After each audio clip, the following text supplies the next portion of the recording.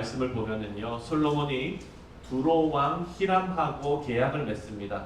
성전 건축에 필요한 자재를 히람에게서 얻고 또 기술이 있는 사람들을 히람에게서 얻고 또 솔로몬은 히람 왕궁에 농산물을 제공하기로 계약을 맺습니다. 우리는 두로 왕 히람을 성경에서 찾아볼 수가 있는데요.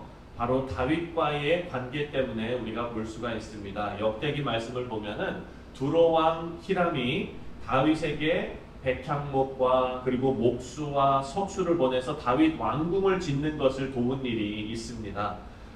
두로 왕 히람은 두로의 왕이겠지요. 이 두로가 어디 있는 거냐면 바로 지중해를 끼고 있는 상업이 발달한 그런 나라입니다. 이런 나라에서 이제 다윗 왕의 뒤를 이어서 솔로몬이 이스라엘의 왕이 되니까 그 시대의 관습대로 축하 사절단을 보낸 거예요. 축하 사신을 솔로몬에게 보냈습니다. 그래서 위에서도 설명했지만 두로 왕 히람은 솔로몬의 아버지 다윗하고 아주 좋은 관계를 맺고 있었다라는 겁니다. 그래서 솔로몬과 잘 지내고 싶었던 거예요. 그 아버지에 이어서 솔로몬이 왕이 됐으니까 히람도 솔로몬하고 잘 지내고 싶은 마음이 있었는데 그 잘 지내고 싶은 이유를 우리가 조금 더 들여다보면 두로는 지중해 연안에 있는 나라고 상업이 발달한 나라니까 뭐가 많겠습니까? 수출 수입이 많겠죠. 무역을 하는 나라인데 솔로몬이 다스리는 나라가 영토가 확장이 됐어요. 그러니까 두로는 솔로몬이 지배하는 그 지역에 무역로를 지나다니면서 장사를 해야 되니까 솔로몬한테는 잘 보여야 되는 게 맞죠. 그리고 또 이스라엘에게 계속해서 농산물을 공급받고 싶었습니다. 왜냐하면 두로에는 곡창지대가 없었기 때문입니다. 그래서 지금 솔로몬도 자기가 원하는 것이 있고 두로 왕 히람도 자신이 원하는 것이 있습니다. 솔로몬이 원하는 것은 성전 건축입니다.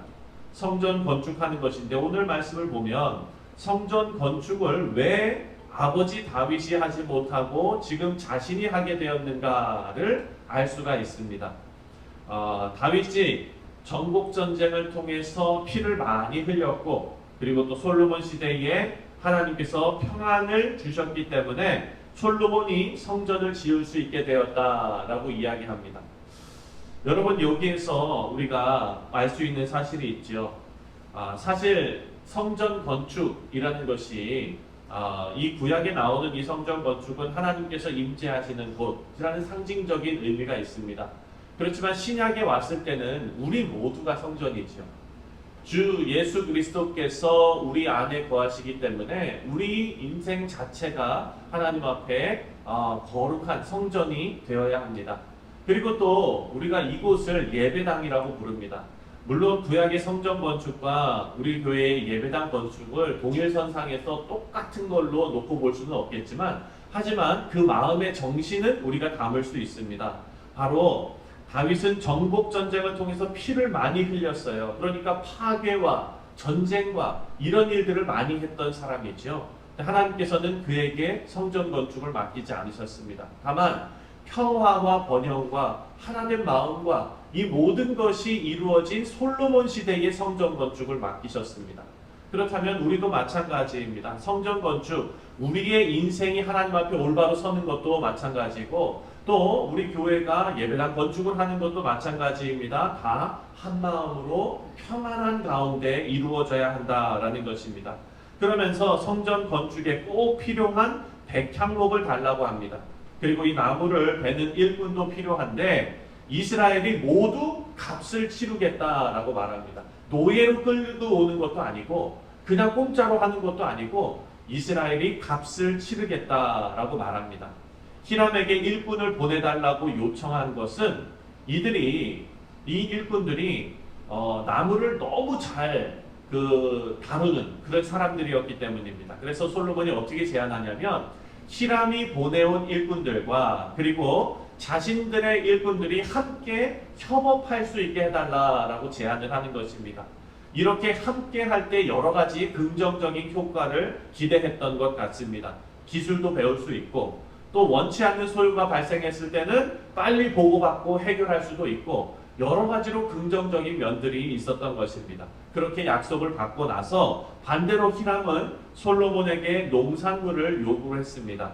두로에는 아까 말씀드린 것처럼 곡창지대가 없었기 때문에 밀 그리고 뭐 이런 양식 이런 거를 수입해야 되는데, 그래서 솔로몬이 밀가루와 올리브 기름과 그리고 농산물을 두로에게 주기로 합의를 합니다.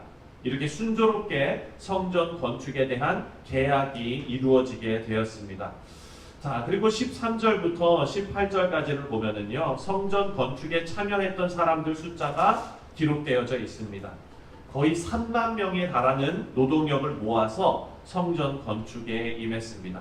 오늘 본문을 보면 일꾼들을 백향목이 많은 레바논에 보냈습니다. 거기에서 한 달 일하고 또 다시 고향에 와서 2개월 쉬도록 했습니다. 그리고 이들에게 이들 이외에 짐을 나르는 일꾼들이 7만 명이 있고요. 석재를 구하는 사람들이 8만 명이 있었습니다. 그리고 이들을 지휘하는 책임자만 3,300명이 있었습니다. 이 모든 것을 감독하는 사람으로 아도니람이라는 사람을 세웠습니다. 그런데 이 아도니람이라는 사람의 이름을 기록해 놓은 이유가 있어요. 이 이유는 이제 우리가 12장에 가면은 이유가 나오게 됩니다. 오늘 기록에 보면 나오진 않지만 8장에 가면은 어떤 얘기가 나오냐면요, 이스라엘 백성들이 이렇게 물론 돈도 지불하고 그리고 또 계속 일을 시키는 것이 아니라 그 애굽에서 노예 생활하는 것처럼 그런 노동이 아닙니다. 한 달 와서 일하고 2달은 집에 가서 쉬고 이렇게 해가지고 3만 명을 로테이션 시키는 구조였거든요.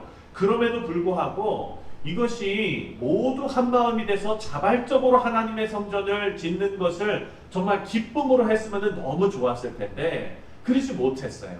그러지 못하고 이 공사가 워낙 엄청난 공사였기 때문에 공사 인원이 상상을 초월할 정도로 많이 필요했기 때문에 강제 동원이 있었던 것이죠. 자발적인 사람만 와서 일하고 원치 않는 사람은 오지 마십시오 할 수가 없었던 일이었던 것입니다.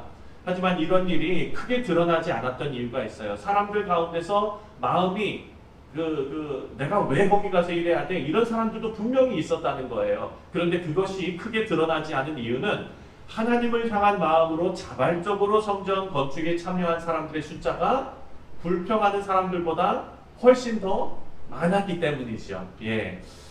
하지만 이런 강제 노동은요, 나중에 9장에 가면은 성전 건축하는 것뿐만 아니라 솔로몬의 왕궁도 건축하고 또 애굽에서 누구 내려왔습니까? 자기 결혼해서 그렇죠, 아내를 데리고 왔잖아요. 그 아내의 성도 건축하고 또 그 아내의 병거성이라고 나오거든요. 병거성은 뭡니까? 병거는 타고 다니는 거니까 차고 같은 거겠죠. 그것도 이제 또 짓고 막 이러니까 국가공사가 너무나 많이 이루어진 거예요. 그래서 사람들이 소요가 일어나고 불평이 일어나가지고 아까 나온 아도니람이라는 그 감독관을 돌로 쳐서 죽이는 일이 12장에 나옵니다. 그래서 나중에 백성들이 불만을 가지고 감독을 맡고 있던 아도니람을 세겜에서 돌로 쳐 죽이는 사건이 발생합니다. 우리 사랑하는 성도님들, 우리에게 이 귀한 말씀을 주시는데 우리 교회도 작지만 예배당 건축을 위해서 준비하고 있습니다. 그리고 레노베이션 공사가 이제 곧 시작이 될 텐데 이 말씀이 우리에게 주는 큰 교훈이 있습니다. 바로 하나님의 일은 자원하는 마음으로 해야 한다라는 것이죠. 그리고 또 그 목표가 아무리 거룩하고 합당해도 자원하는 마음, 하나 되는 마음, 그리고 한 마음, 평화로운 마음, 이것이 없다면 사실 하기가 너무나 힘든 일입니다. 솔로몬의 성전에 아름답게 솔로몬의 성전이 건축되었지만 그 건물은 아무런 힘이 없었어요. 그것을 우리가 역사적으로 알지 않습니까? 왜냐하면 하나님을 향한 백성들의 마음이 흩어져 버리니까 성전의 본질이 힘을 잃었어요. 하나님께 예배하는 것이 아니라 성전에서 우상 숭배하는 일까지 벌어졌으니까 그것은 뭡니까? 성전 건물은 그대로 아름답게 있습니다. 다만 사람들의 마음이 다 흩어져 버린 거예요. 다 갈라져 버린 거예요. 그러니까 성전은 빈 껍데기가 되었습니다. 우리가 잘 알죠? 예레미야 마지막에 어떻게 됐습니까? 바벨론에 침공받아서 성전이 어떻게, 그 아름다운 성전이 금박이 다 벗겨져 나가고 안에 있는 거 다 뺏겨 나가고 성전이 다 무너지는 그런 일이 벌어졌습니다. 근데 여러분 스가랴서에 보면은요, 포로 생활에 돌아와서 다시 이제 제 두 번째 성전이 건축되지 않습니까? 그때 성전 건축할 때 성전이 건축되고 나서 사람들이 울었어요. 어떤 사람은 감격해서 울었을 수도 있어요. 근데 어떤 사람은요, 연세가 많으신 분은 그 예전 솔로몬의 성전을 알았던 사람들은 이런 걸 지어놓고 여기서 예배드리라고 이러면서 울었다니까요. 네. 그렇게 하나님의 성전을 다시 볼품없는 성전일지라도 솔로몬의 성전과는 비교가 안 될 정도의 그 성전을 지을지라도 그 성전을 지을 때 하나님께서 스가랴 선지자를 통해서 뭐라고 말씀하셨냐? 스가랴 4장 6절 말씀에 이렇게 말합니다. 그가 내게 대답하여 이르되 여호와께서 스룹바벨에게 하신 말씀이 이러하니라. 만군의 여호와께서 말씀하시되 이는 힘으로 되지 아니하며 능력으로 되지 아니하고 오직 나의 영으로 되느니라. 하나님의 전이 지어지는 일에는 우리의 인생이 예수 그리스도께서 거하시는 거룩한 성전으로서의 인생이 되기 위해서는, 또 우리 교회가 하나님 보시기에 거룩하고 합당한 교회가 되기 위해서는 힘으로 되지 않고 능력으로 되지 않고 돈으로 되지 않고 하나님의 역사로 이루어지는 것, 하나님의 영으로 되느니라 라는 것을 오늘 본문에서 우리가 깨달을 수 있습니다. 여러분, 이런 성전은 결코 무너지지 않습니다. 이 말씀을 우리에게 적용해 보면 우리가 하나님께서 주시는 이 감동으로 하나님을 향한 예배가 끊이지 않도록 지금 우리가 이 세대를, 우리 시대를, 우리 성도님들을 사용하고 계심을 우리가 믿고 마음을 한데 모아야 되겠습니다. 솔로몬이 건축하는 성전에서 물론 자본도 있었지요. 하지만 그 일이 잘 진행된 것은 하나님 앞에 헌신하며 자원하는 사람들이 많았기 때문입니다. 바라고 기도하기는 우리 교회 온 성도님들이, 그리고 하나님을 향한 거룩한 마음으로 하나 되는 교회가 하나님 앞에 영광 올려드리는 귀한 교회가 되기를 바랍니다. 그렇게 될 때 우리 눈에 보이는 예배당을 보면서 만족하는 것이 아니라 절대로 무너지지 않는 성전, 우리 주 예수 그리스도께서 거하시는 우리 성도님들, 우리 모든 인생이 거룩한 성전이 되어서 하나님 임재 안에서 영광과 찬송을 돌리며 예배하게 될 줄 믿습니다. 이런 복된 교회가 되시기를 주님의 이름으로 축원드립니다. 기도하겠습니다.